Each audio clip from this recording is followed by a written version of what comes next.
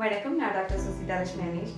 Climate அடிக்கடி change ஆகிறதுனால குழந்தைங்கள்லேருந்து பெரியவங்க வரைக்கும் அடிக்கடி சளி பிடிக்கிறது, இருமல் வர்றது, நெஞ்சு சளி, மூச்சு விடுறதுக்கு சிரமப்படுறது, இந்த மாதிரி நிறைய ப்ராப்ளம்ஸ் வந்துகிட்டே இருக்குது. ஸோ இதுக்கெல்லாம் ஒரு சிறந்த ஒரு ரெமடியாக, அதாவது வீட்டில் இருந்தபடியே என்ன பண்ணலாம் அப்படின்னு கேட்டிங்கன்னா, ஒரு சிறந்த மருந்து இருக்குது. ஆயுர்வேதாவில் இந்த மருந்துக்குமே ரொம்ப ரொம்ப முக்கியத்துவம் கொடுத்துருக்கு.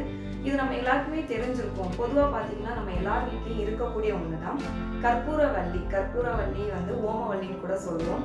இந்த இலையை நம்ம ஸ்லேட் பச்சலைன்னு கூட சொல்லுவோம். சின்ன வயசுல நம்ம ஸ்லேட்ல எழுதிட்டு அழிக்கிறதுக்கு கூட நம்ம யூஸ் பண்ணிருப்போம். இது சளியை ரொம்ப ரொம்ப ஈஸியா வெளியேற்றுது. இதுல தைமன் சொல்லக்கூடிய ஒரு மூலக்கூறு இருக்கு. இது என்ன பண்ணும்னு கேட்டீங்கன்னா, தொற்று கிருமிகளை அண்ட விடாது. அதாவது தொற்று கிருமிகள் பாதுகாக்கும். ஸோ இது நம்ம தொண்டை வலிக்கா இருக்கட்டும், தொண்டை புண், அரிப்பு அந்த மாதிரி இருந்துச்சுன்னா கூட நம்ம உள்கொள்ளும் போது அந்த தைமன் கூடிய மூலக்கூறு உள்ள போய் செயல்படுறதுனால நமக்கு அந்த நோய் தொற்று கிருமிகள் பாதுகாக்கலாம். ஈவன் வைரல் இன்ஃபெக்ஷனாக இருக்கட்டும், பாக்டீரியல் இன்ஃபெக்ஷனாக இருக்கட்டும், இது எல்லாத்தையுமே சரி பண்ணுது. இன்னொரு விஷயம் என்னன்னா, பிராங்கோ டைலேட்டரும் செயல்படுது. அதாவது நுரையீரலுக்கு போகக்கூடிய பாதையை விரிவுபடுத்துது.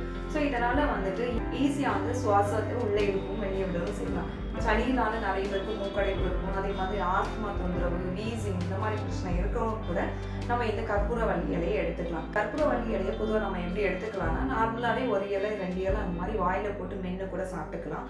அப்படி இல்லாதவங்க இடிச்சு சாறு பிழிஞ்சு அதில் கொஞ்சமாக தேன் விட்டு சாப்பிட்டுக்கலாம். அப்படி இல்லாட்டி கற்பூரவள்ளி இலை சாறு கூடவே தேன் கொஞ்சமாக இஞ்சி சாறு கூட சேர்த்து சாப்பிடும் போதும் தொண்டை வலியாக இருக்கட்டும், மூக்கடைப்பாக இருக்கட்டும், அது மட்டும் இல்லை இருமல், நாள்பட்ட இருமல் நிறைய பேர் இருக்கும், நெஞ்சு சளி இருக்கும், அதே மாதிரி மார்பில் வலி இருக்கும், அதே மாதிரி நெஞ்சு வலி இருக்கும், அந்த அசௌகரியமான ஒரு இதுன்னு சொல்லுவாங்க, டிஸ்கம்ஃபர்ட்டாக இருக்கும், அதே மாதிரி மூச்சு விடுறதுக்கு சிரமமாக இருக்கும். இந்த டைமில் கூட நம்ம இந்த கற்பூரவள்ளி சாறை எடுத்துக்கலாம். அது மட்டும் இல்லை, குழந்தைங்களா இருக்கட்டும், பெரியவங்க வரைக்கும் கூட கற்பூரவள்ளி இலை சாறை நெஞ்சில் தேய்ச்சி விட்டு படுக்கும் போதும் நமக்கு நெஞ்சு சளி அடங்குது.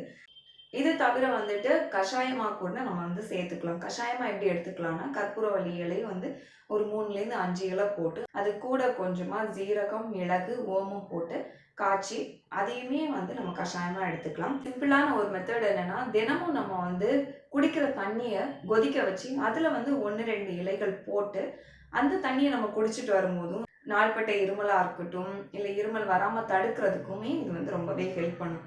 தாய்ப்பால் எடுத்துட்டு இருக்க குழந்தைங்களுக்கும் சளி இருக்கும். அவங்களுக்கு எப்படி கொடுக்கலான்னா, நான் சொன்ன மாதிரி எக்ஸ்டர்னலாக நம்ம யூஸ் பண்ணிக்கலாம். அந்த சாறை எடுத்து நெஞ்சில் தேய்ச்சி விட்டுக்கலாம். அதை தவிர பால் கொடுக்குற அம்மாக்கள் எடுத்துகிட்டு வரும்போது அந்த குழந்தைக்கு சளி குறையுது. அதை விட மார்பில் நம்ம கொஞ்சமாக அப்ளை பண்ணி அந்த சாறை அப்ளை பண்ணிவிட்டு அதுக்கப்புறமா நம்ம பால் கொடுக்கும் போதும் அந்த குழந்தை உள்கொள்ளுது. ஸோ அது மூலமாக கூட நமக்கு அந்த சளி தொந்தரவு சரியாகும். சுடு தண்ணியில் 1-2 இலைகள் போட்டு ஆவி பிடிக்கிறோம். அதாவது நீராவி பிடிக்கும் போது கூட அந்த நீராவியை நம்ம சுவாசிக்கும் போதும் மூக்கடைப்பு சரியாகுது. இதை தவிர நம்ம வேற என்னென்ன நோய்க்கு யூஸ் பண்ணிக்கலாம்னு பார்த்தீங்கன்னா, மூட்டு வலியுமே குணப்படுத்துது. கற்பூரவள்ளி இலையை கஷாயம் போட்டு வெறுமனே அந்த இலையை மட்டுமே கஷாயம் போட்டு குடிச்சிட்டு வரும்போதுமே மூட்டு வலி நாளடைவில் குறையிற கண்கூடா பார்த்துக்கலாம். அதே மாதிரி ரத்தத்தில் இருக்கக்கூடிய அதிகப்படியான சர்க்கரை அளவை குறைக்கிறதுக்குமே ஹெல்ப் பண்ணும். புண்கள், அதாவது ஒரு சிலருக்கு டயபெட்டிஸ்னால புண்கள் ஏற்பட்டிருக்கும். அந்த புண், காயம் இதெல்லாத்தையுமே சரி பண்ணுறதுக்கும் ரொம்பவே ஹெல்ப் பண்ணும்.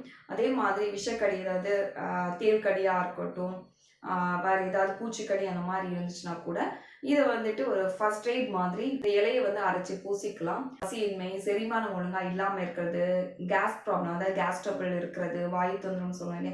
ஸோ இது எல்லாத்துக்கும் கூட நம்ம இந்த கற்பூரவள்ளி இலையை சாதாரணமாக மென்று சாப்பிட்டுட்டு வரலாம். இல்லாட்டி தண்ணியில் போட்டு காய்ச்சி அதையும் குடிச்சிட்டு வரலாம். அது மாதிரி சிறுநீரை தொட்டி இருக்கிறவங்க கூட இந்த இலையை சாப்பிட்டுட்டு வரலாம். ஸோ இந்த மாதிரி நிறைய பிரச்சனைகளுக்கும் இந்த கற்பூரவள்ளி இலை ஹெல்ப் பண்ணுது. நிறைய பேருக்கு சாதாரணமாக அதை மென்று சாப்பிட்றதுக்கு ரொம்ப கஷ்டமாக இருக்கும். ஸோ இதை சட்னி மாதிரி அரைச்சி சாப்பிடலாம், இல்லை துவையல் செஞ்சு சாப்பிட்டுக்கலாம், இல்லை ரசம் வச்சு சாப்பிட்டுக்கலாம்.